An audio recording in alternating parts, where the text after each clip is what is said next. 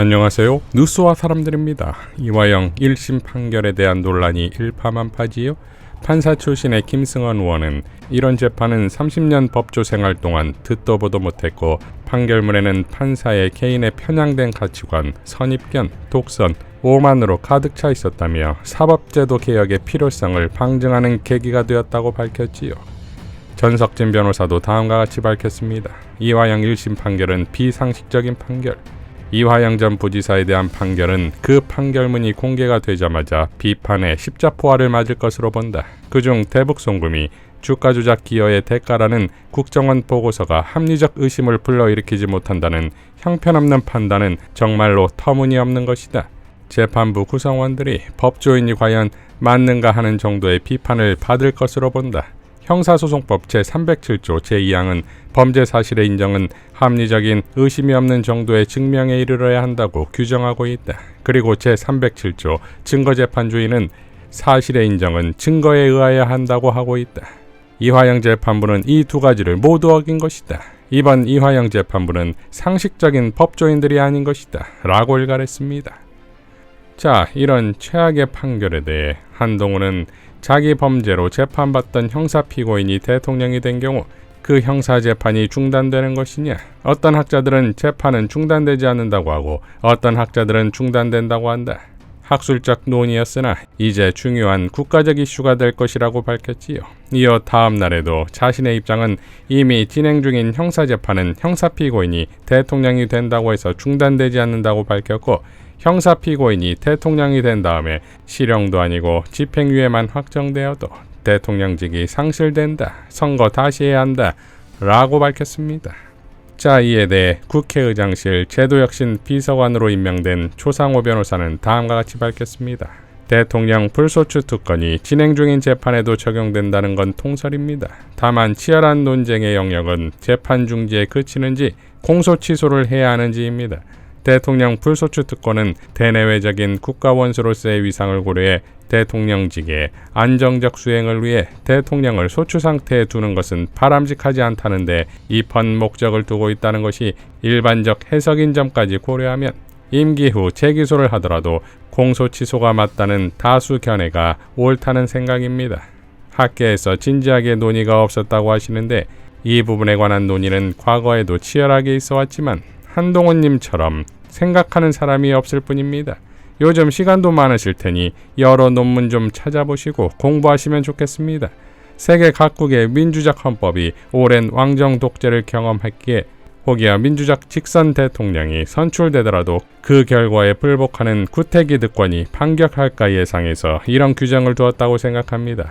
하지만 40년 가까이 민주주의가 정착되어가는 대한민국에서 윤석열 행정독재가 출현하고 국민적 지지를 받는 야당 지도자에 대한 국민적 선택마저 자신들의 자의적 기소의 결과로 부정하려는 시도가 나타나리라고는 상상도 못했습니다. 남미 독재국가에서나 볼 법한 모습입니다. 이번 총선 민의의 심판이 두려운 것인가요?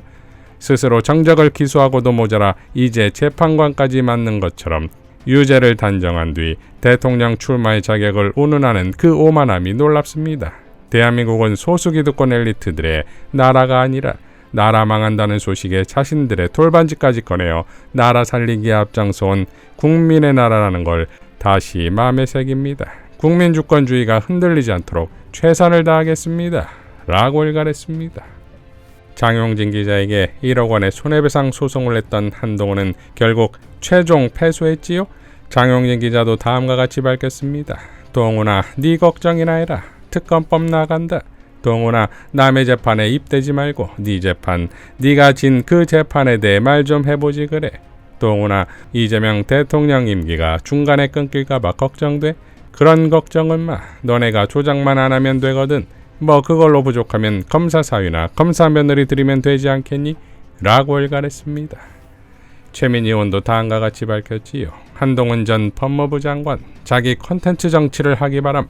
이재명 대표를 걸고 넘어지는 건 자기 컨텐츠 없음을 고백하는 것에 다름 아님. 라고 일갈했습니다. 자, 한동훈이 검사에서 이제는 판사 노릇까지 하는 모습이 빵 터지는 것. 그동안 그가 보여준 소송 결과 때문은 아닐까요? 1심에서 이긴 윤석열 징계권을 2심에서 패소했지요. 고의 패소겠으나 어쨌든 졌습니다. 한동훈의 법무부가 진행했던 론스타 재판에서 패소했고 이어 엘리엇에게도 패소했지요. 한동훈이 주도했던 검수안박법 권한쟁의 심판이 헌재에서 각하됐지요.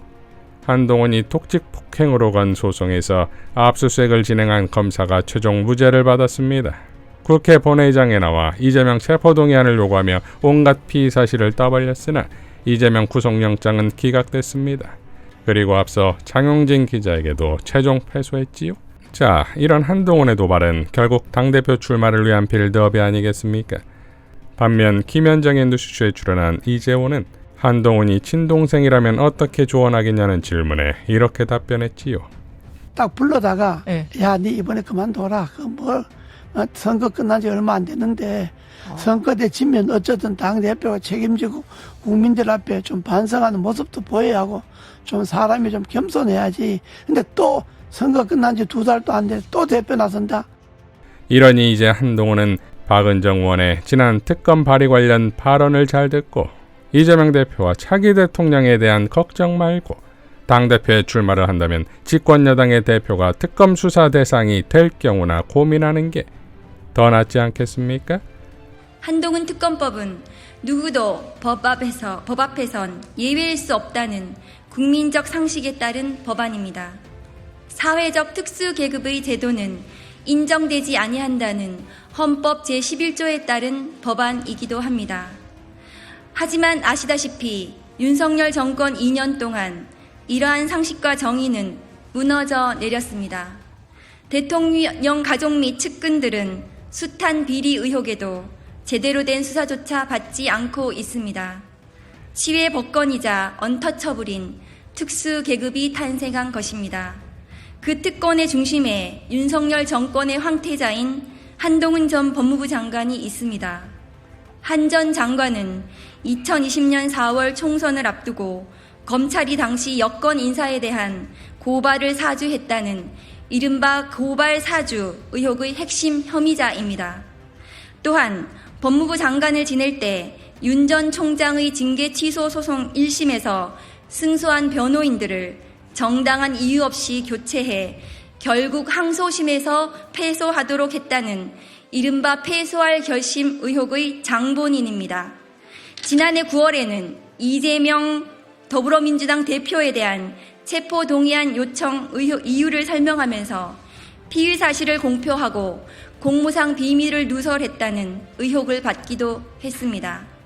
아울러 검사의 수사 개시 범위를 시행령 등으로 무리하게 확대해 국회의 입법 취지를 형해화했다는 의혹을 받고 있습니다. 이러한 숱한 위법 논란에도 수사 선상에 오르지조차 않았습니다. 딸 논문 대필과 해외 웹사이트 표절, 봉사활동 시간 2만 시간 부풀리기 등 숱한 의혹이 불거졌음에도 단 한 차례의 소환조사나 압수수색도 없이 무혐의 불송치라는 봐주기 처분을 받은 것이 단적인 예입니다. 22대 국회가 개원하는 오늘 조국 혁신당이 당론 1호 법안으로 한동훈 특검법을 발의한 이유입니다. 이상 뉴스와 사람들이었습니다. 시청해 주셔서 감사드립니다.